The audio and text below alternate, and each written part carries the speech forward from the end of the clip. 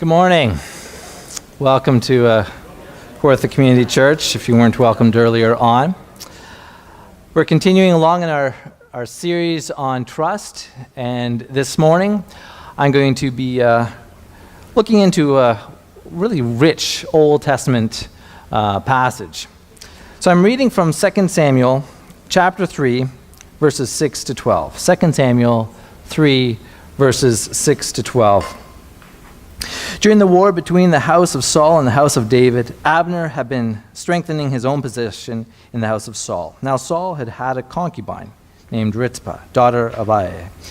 And Ishbosheth said to Abner, "Why did you sleep with my father's concubine?"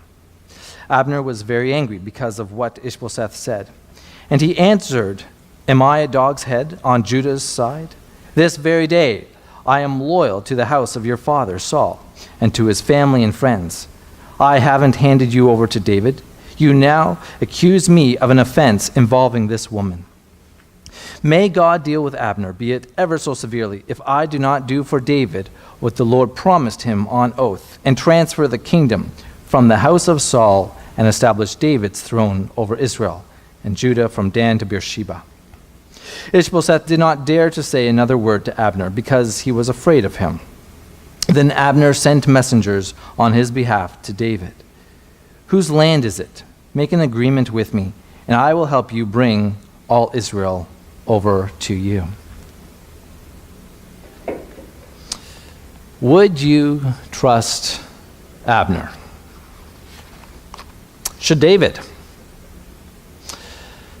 True Blue Auto Belay System. So a couple weeks ago, I took my family to Joy Bible Camp. And while we were there, there's this new activity, tree climbing. Tree climbing, it's much like indoor rock climbing, if you've ever done that with the grips or the hand pegs, except rather than being attached to a wall, it's attached to a tree. And I wanted to try it.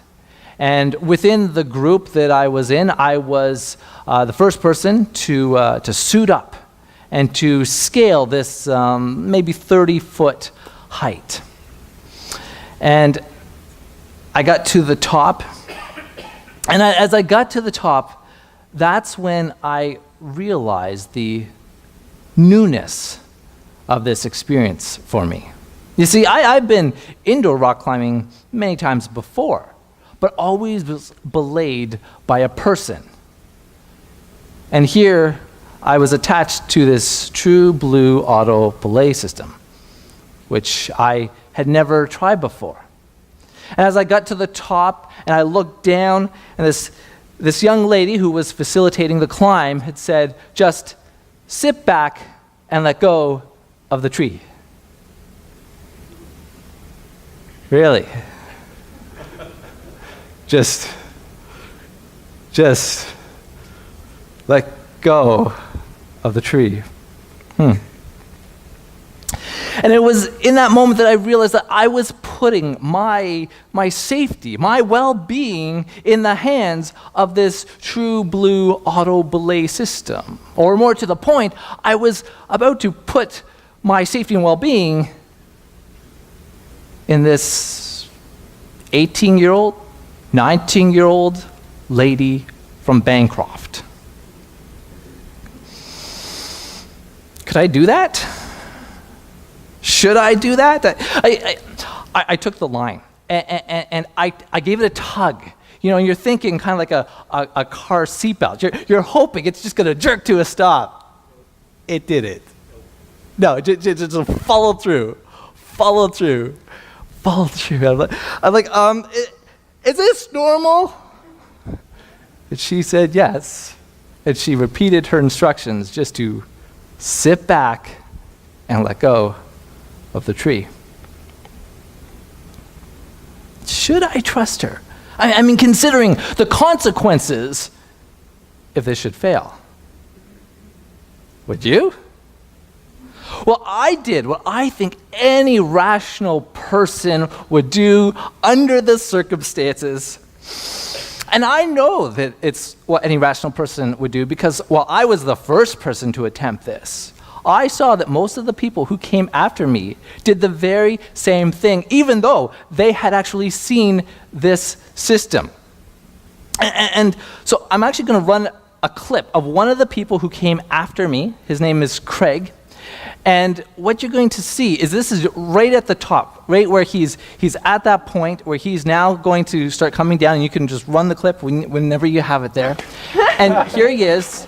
And you can see he is now trying to climb down the tree. You're good. It takes a little bit of a... Good job.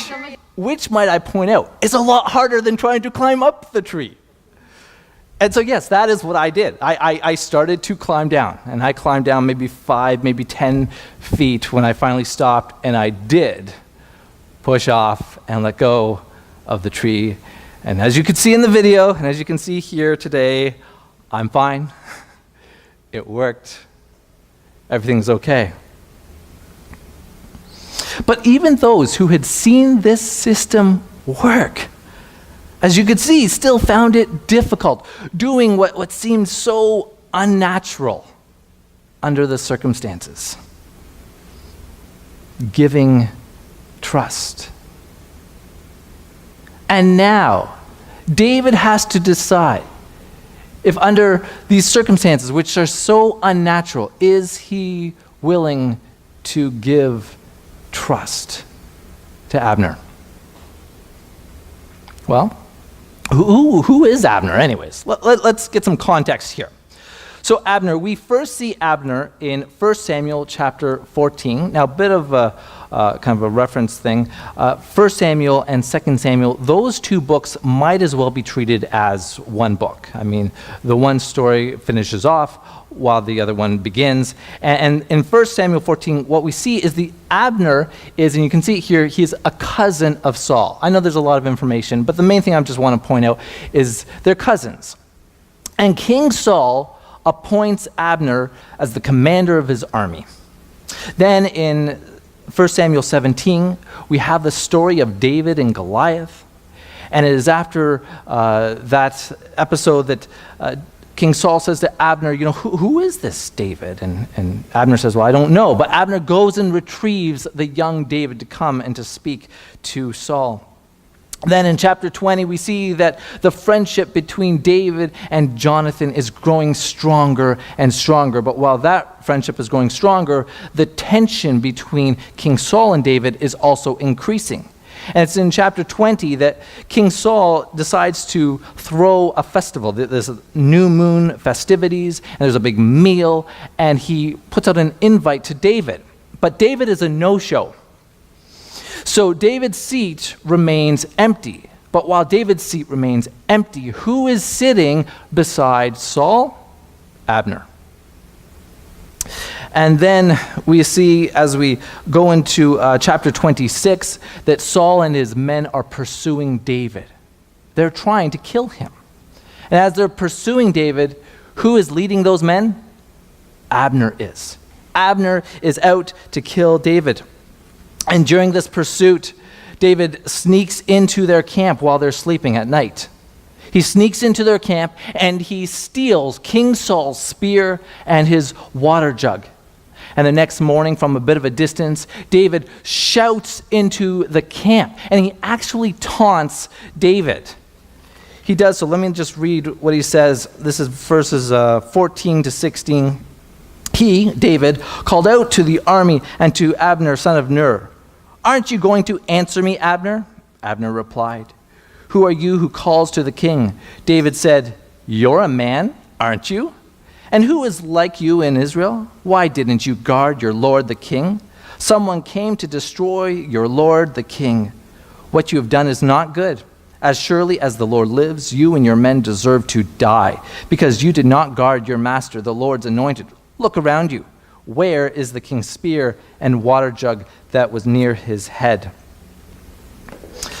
And then when we go into 2 Samuel, we see in chapter 2 that there's this battle that breaks out between Abner and his men and Joab. Joab is David's commander, and those men.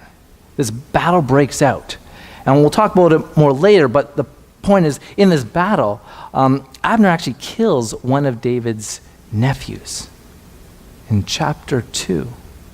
And now, in chapter 3, I mean, we see David and Abner are enemies. And in chapter 3, Abner is looking for David's trust. Should David trust him? Honora O'Neill is a philosopher. She focuses on issues of international justice and the roles of trust and accountability in public life. And during her TED Talk, she talks about this notion. There's a notion, maybe you've heard of it out there, that we need to trust more in our society. There's this idea that, in years ago, there was more trust in our society, and today there is less trust, and we need to trust more. And she challenges this notion. She says the issue is not trust, the issue is trustworthiness. And that the goal should not be to trust more. She says the goal should be to trust more those who are trustworthy, but also to trust less those who are not trustworthy. She says that trustworthiness should come before trust. Trust is simply the response, but it is trustworthiness that we have to judge. And it is trustworthiness that David has to judge. Is Abner trustworthy? All right, a little bit more history here, and I'll get your help on this one. So we're talking about the kingdom of Israel. Early on, we first have King Saul, okay? And after King Saul dies, who becomes king? Oh, let's go back a slide. After King Saul dies, who becomes king? It is David, okay? And so you have King Saul, then you have King David. At some point, the kingdom is divided, right? Okay, so divided into north and south. In the north, we have, what's it called? Second one, Israel, okay? And in the south, we have Judah, okay. All right, so the kingdom divides. After which king does the kingdom divide? Just shout out. Solomon, okay. So those of you who said that David comes after Saul, you are correct. That is 50% correct. And those of you who said that the kingdom divides after Solomon, you also are 50% correct. So now if we look, yes, this is the common idea. This is what we generally think of when we think of the history of the nation of Israel. Not that it's completely wrong, it's lacking detail. So now if we can go to the more detailed one, what we see is that after King Saul died, the nation is actually divided. Yes, David does take reign, but he takes reign of Judah, not all of Israel. So he's in the south. Meanwhile, it is Ishbosheth. Ishbosheth is the son of Saul. Ishbosheth is the one who takes reign of the north. Now, it takes him a little bit longer, which is why you see he's there for 2 years compared to David, 7 years in Judah. So it takes him a little bit longer. But who helps him take that reign? It is Abner. Abner helps Ishbosheth take over northern Israel. And Abner also protects him. He moves him away from David to protect his life.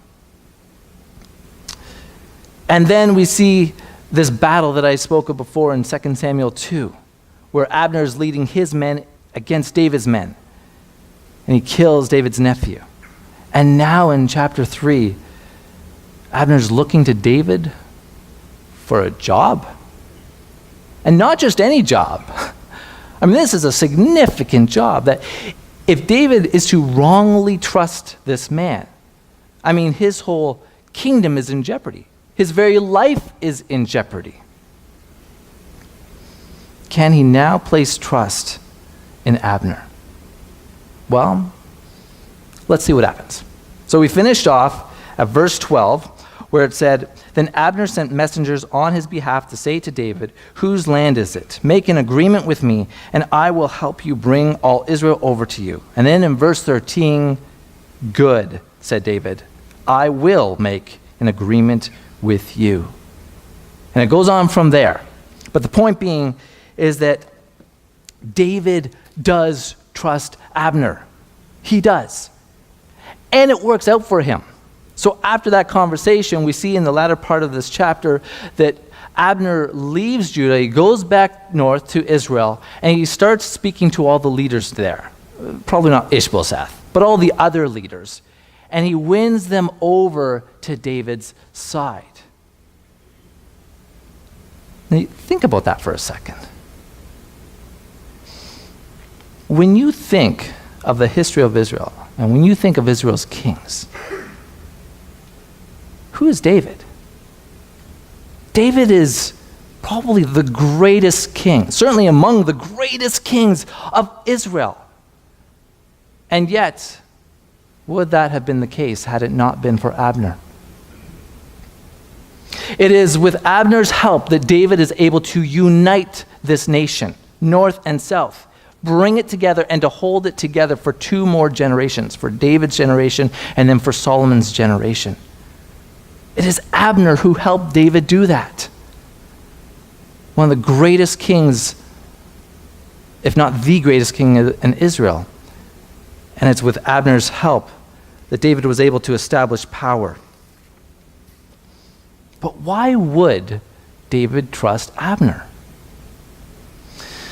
One Sunday morning, there was a pastor who preached on honesty. Sunday morning. And then on Monday morning, that pastor decided to take the bus to his office. And as he got on the bus, he paid his fare, he sat down, and he started to realize that he'd been given too much change. And he tried to rationalize to himself that, maybe this is God's way of trying to bless him, to give him a little extra spending money for the week. And he sat there and he thought, but he couldn't live with himself. And so by the end of the trip, he got up, he went to the bus driver and he said, "Excuse me, sir, I'm so sorry, but I'm afraid you've made a mistake. You gave me too much change." And the bus driver smiled and looked at him and said, "I was in your church yesterday, and I listened to you preach on honesty. I did not make a mistake. I was putting you to the test this morning." And David needs some way to put Abner to the test. How does he do it? How does he test Abner's character? Well, we don't know. I mean, we just don't have enough information to know for sure what was David thinking, what was his motivation. But I think if we look back through the passages where we see Abner, I think we do get some glimpses of his character. So let's do that. I mean, first, we see that Abner seems to be quite professional and competent. When Saul asked Abner to go and do something, such as to retrieve the young David, he did so. And we see Abner is right beside Saul in times of celebration and also in times of battle. Now, okay, yes, there was that one battle where it seems like Abner had fallen asleep on the job, and David had called him out on that, as I read. But even there, I wonder, and I don't know this for sure, but I wonder if David would have looked at that situation and seen that less and less of an indication of Abner's incompetence and more of an indication of one of those divine moments where God wanted the men to stay asleep because he wanted David to go and get the spear and the water jug to prove a point. I don't know. But we also see that Abner is loyal. He is honorable. Abner shows his loyalty to Saul. Now, you might be thinking, of course he's going to be loyal. They're family. They're cousins. Well, they are, but there's some times where it would have been awfully easy for Abner to switch his allegiance, times where Saul's popularity was going down and David's popularity was going up, and it would have been so easy. And Abner didn't. He stayed true to King Saul. He stayed true to him in his life. He also stayed true to Saul even in Saul's death. He did so by honoring Saul by helping establish his son Ishbosheth as king. Now, you might not think this is a big deal. Again, they're still family. But I think to David this would have been a very big deal. Even in the time of Saul's death, David certainly honored the position of King Saul. Remember the story of that Amalekite messenger? So King Saul died. Okay? And there's this Amalekite messenger, and he's coming to David, to King David, to tell him the news. And the Amalekite messenger says to David, well, there was this battle, and Saul and Jonathan were in this battle, and during the battle, King Saul got injured, and when he got injured, he didn't want to die a slow death or get captured by his enemies, so he asked me to kill him. And as you listen to the words of this Amalekite messenger, you can almost hear him trying to garner the favor of David. And he's saying to David, essentially, he's saying, hey, your enemy. And he says to David, I killed him. I killed your enemy is essentially what he's saying. I don't know if there's any sort of a reward for that. I mean, it doesn't say that word for word in Scripture, but that's essentially what you're hearing from this messenger. And what does David do? David has him killed. He has him killed. Why? It's his enemy. But David shows such respect for the position, if not for Saul himself, for the position of the Lord's anointed. And he says to this Amalekite messenger, how dare you lift your hand to the Lord's anointed? And that phrase is so important to David. How dare you do that? Now, the real irony of the situation is that that messenger, he didn't even kill Saul. like Saul committed suicide. He lied. Backfired. All this to say that for Saul, there was something, for David, there was something so incredibly important about respecting, if not Saul individually, respecting Saul as the Lord's anointed. And that's what we do see in Abner. He shows such respect for the Lord's anointed. That would have been important to David. And then we have this story between Abner and Asahel. So Asahel, who is that? Well, that is David's cousin. So let's throw up a family tree here. And there's a lot of information here. I do expect you all to memorize it. No. So just quickly, really what I want you to focus on is you see David kind of in the middle. You see where David is, okay? Go down and to the right, and you see Joab, okay? So that is David's nephew, his army commander. And then you see Joab's younger brother, Asahel, okay? Another nephew of David, okay? That's really all I want you to see. There's other stuff on there, but those are the key figures of this story. So there's this battle that happens in 2 Samuel chapter 2, where Abner comes to Joab, so the two army commanders. And Abner says to Joab, you know what? Instead of this crazy loss of life, if both of our sides clash, let's have a contest. So you provide 12 men, I'll provide 12 men, we'll get them together, and whoever wins this contest wins the whole battle. I don't know, maybe that sounds kind of strange to you, but sometimes that's how they did things back then. I mean, another example of that is David and Goliath, right? Rather than the two forces clashing, they sent out one representative from each side and had a contest. And that's just how they would sometimes do that. And so this was happening in order to prevent bloodshed at Abner's suggestion. And that's well and all, except it doesn't work. Because the 24 men, they come together, and all at the same time, they stab each other, fall down dead, and we have a draw. And then war just breaks out. And it is a devastating loss for Abner and his forces. they lose 360 men, whereas Joab, so David's men, lose only 20. And this battle it's over. It's done. In fact, at this point, Abner is retreating. He's running away. And who is coming after him but Asahel, David's nephew? And the younger Asahel is faster than Joab. He's catching up to him. And Joab repeatedly says to him, "Leave me alone. It's over. You've won. It's done. Leave me alone," he says repeatedly. But Asahel will have none of that. And while Asahel is faster than Joab seems to be, Abner seems to be better at hand-to-hand combat, because when Asahel catches up to him, Abner kills David's nephew. There are certain codes to fighting in hockey. And if you play the game of hockey, or if you watch a lot of it, you know these codes. They're not written rules, but anyone who plays or watches hockey just knows them.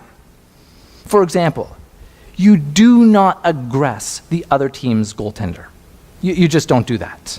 And if you do that, the biggest man on the other team is going to come over and beat you up. That's just what's going to happen. And another example, you do not be the third man into a fight. A fight is one-on-one, and if you are the third man in, then the biggest man, sometimes multiple men from the other team, will grab you, pull you off, and beat you up. When one man falls during a fight, falls to the ice, the fight is over.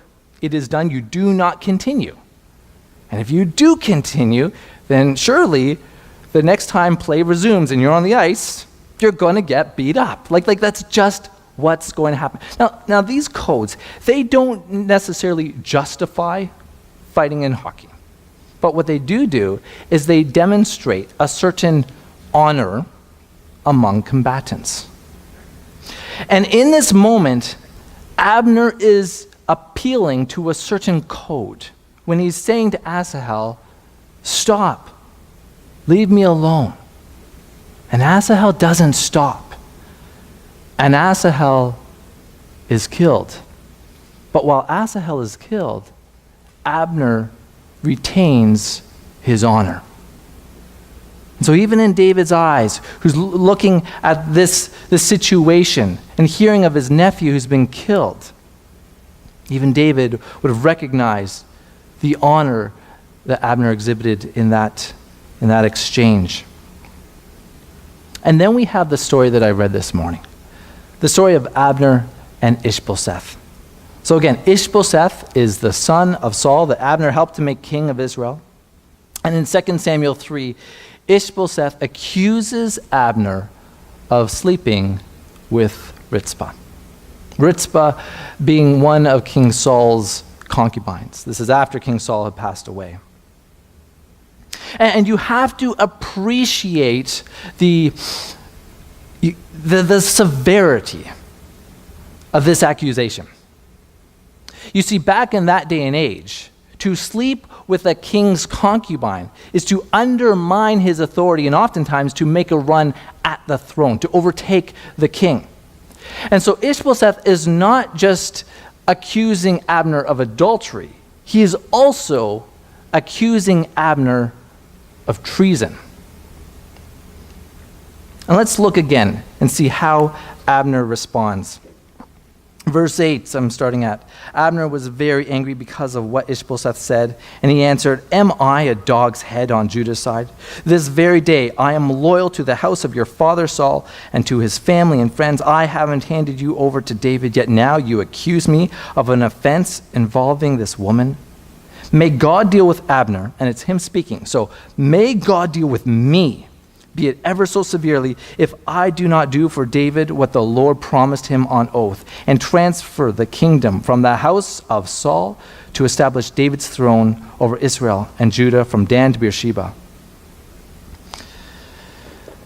Abner is angry.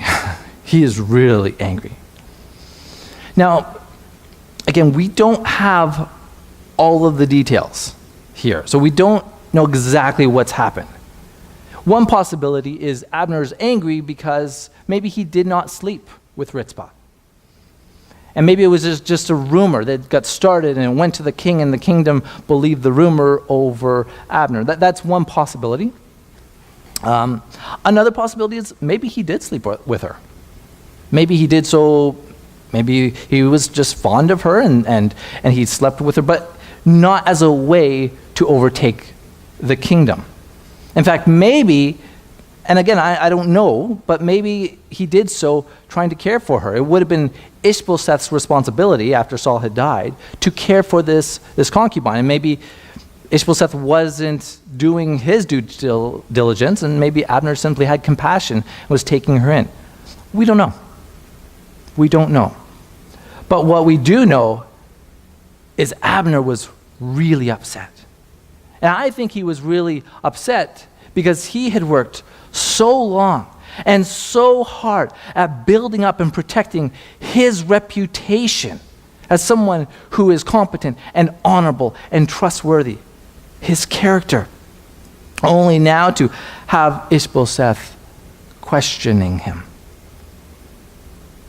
He makes this comment, about being a dog's head on Judah's side. He's rhetorically saying, am I David's lapdog? Am I David's servant? And then he defends his past loyalty. And then he does something that I find really interesting. Because of Ishbosheth's lack of faith in him, Abner vows to switch allegiance from the house of Saul over to the house of David. And notice this. He doesn't just go and do it. He doesn't do it behind Ishbosheth's back. No. Standing face to face with this king, he tells him, this is what I am going to do. That takes some guts. There's some fortitude there. There's an illustration that I know Pastor Scott has shared in the past, but I think it bears repeating, of a president of a large company.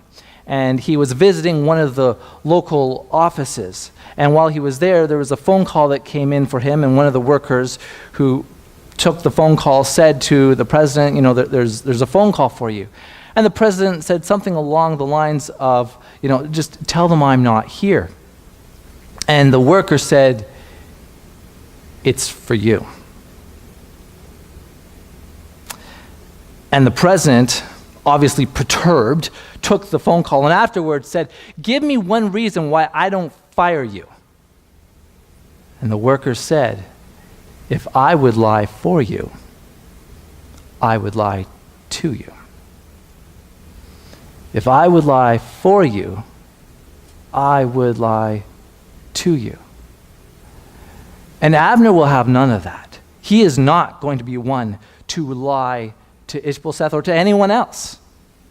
And he stands face to face with this monarch and tells him that he is going to switch allegiance. Do you think that Abner's character had something to do with David's ability to give trust in this moment? Do you think that Abner's competence, his professionalism, his honesty had something to do with it? His respect for the position of the Lord's anointed, his sense of honor. Do you think this had something to do with David's ability to a man whom up to this point was his enemy? In the lead up to this series on trust, and even last week, Pastor Scott pointed out that we have to give trust. We do so every day, multiple times a day. Most of it, I would say, we do so implicitly, like subconsciously. We don't even think about it. We come here to church. We're sitting here, and we are trusting that the workers and the engineers who put this roof above our head knew what they're doing. But we don't think about it. We sort of trust. Please don't leave the room. You go to a restaurant, You order your food, you wolf it down, you leave, maybe you leave a tip, hopefully you do, but you don't think about the fact that you just put trust in people, that the food that they put on your plate is safe, that it's not dirty, that it's, how did you get here today? Did you drive in a vehicle? Do you know the people who put the vehicle together? No. Did you put gas in it? Do you know that the stuff coming out of the pump was gas that was going into your car? You just trust, right? And of course you do. I do. And we all do it. But then, that's sort of implicit trust. But then I think sometimes in life, there's these moments where it's almost like life pauses for us. And there are these moments where we are given this option of explicitly, overtly choosing whether or not we are going to trust this person. Am I going to trust this enemy army commander? Am I going to trust this 18-year-old, 19-year-old girl from Bancroft? Am I going to trust this person that I'm about to propose marriage to or about to accept marriage from? Am I about to trust this business partner that I'm about to sign a contract with? Am I going to trust this person who's coming to me and applying for a job? Am I going to trust this financial advisor who's telling me to do this with my money and not that? And there's these moments in life where it's almost like we have this explicit opportunity to decide, to choose, do we trust? And sometimes it's hard because we don't know the outcome. And we don't. That's the whole idea of trust. You never know with 100% guarantee what the outcome will be. David didn't know. Now, I just need to say as an aside here, okay? Let's just recognize that David made a lot of bad decisions during his reign, okay? I would like to think that more of those happened towards kind of the latter end of his reign. I personally think that it's his early days where David seemed to me to be in his prime. But regardless, the point is, in this case, David got it right. In this case, David chose to overtly trust Abner. And as a result, God blessed him. Through Abner and through his decision to trust Abner, God blessed David with the entire kingdom of Israel, with being one of Israel's greatest kings. And when faced in similar situations, may we do likewise. May we make our decisions not based on glitz and glamour, not based on who seems to be the best talker or giving the best deal or pizzazz or pedigree. May we not do so based on, what's in it for me, what's in it for him or her. But may we do like David. And may we decide based on character. Is this person respectable? Is this person reliable?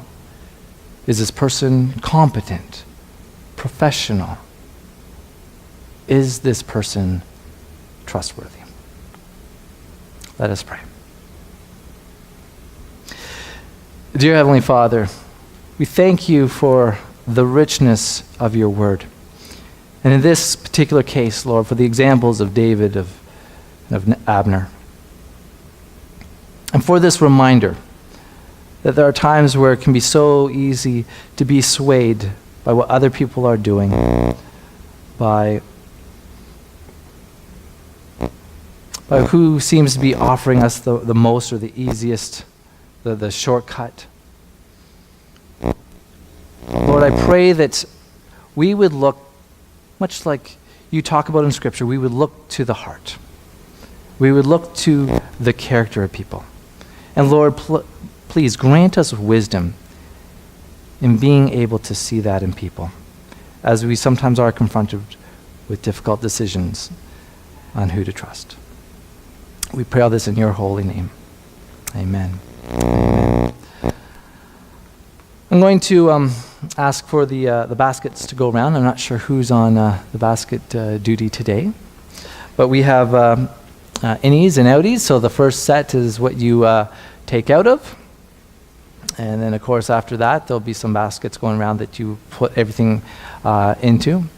And again, if you are wanting to contribute through some sort of plastic card, debit, MasterCard, that sort of thing, please see Selena at the back. We sometimes like to do a little bit of Q&A at this time. And I'm just going to put it out there. If you have any kind of question, any comments. Let's see, I think Scott has the mic. So, yeah, any comments on this passage?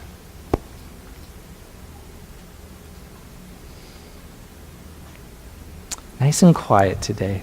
Oh, Mike. Mike, welcome back from vacation. It's nice to have you. Why, thank you. It's lovely. I was wondering if you could recite that second slide of the relationships that are related to David for us. Thank you. I would love to. Oh, look at the time.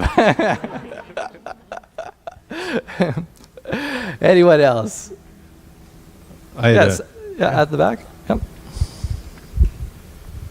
Well, the question of would you trust Abner, in this case, trust someone? Yeah. If I was in David's shoes, the only reason I would trust Abner is because I knew a lot about him. Yeah. Because he really wasn't on my side, he was on whoever side he chose. If there's some stuff going on behind there that you don't know, then you can't trust that person. Yeah. Well, I wouldn't anyway. Not because I don't trust him, but because he hasn't shown himself to be trustworthy to me. But he might equally well be very trustworthy to the other person who might not be in your favor. So trust, I think, depends on knowing a lot about that person or the background that's not that apparent. Yeah. Yeah, we have to remember that, David, for a period of time, was very close to Saul's kingdom. Coming and going, he would have brushed shoulders with Abner. He certainly would have known who Abner is. He would have seen, like all the stories I talked about today, he would have been very aware of them. If he didn't see them firsthand, he certainly would have heard of them. And that I think that's a key component of his ability to trust. Now, part of it is also context, because it's not just trusting in Abner as a person. It's saying, is Abner willing to switch allegiances at this point under Ishbosheth, where he didn't under Saul?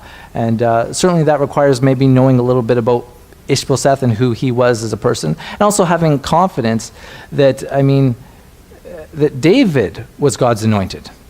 And Ishbosheth, he said that, was it verse 9, where he said, if I do not do for David what the Lord promised him.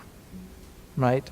And so Abner knew that, but David would have known that about himself, that I am now stepping into the position of the Lord's anointed. So it's also trusting God. Yeah. Yep, Mike. You touched on it there, and it applies to a lot of situations in life, is we often look at loyalty to people only, and we don't know, and I guess David had to figure out whether Abner's loyal to Saul as a human being, or is he just loyal to the crown? Yeah.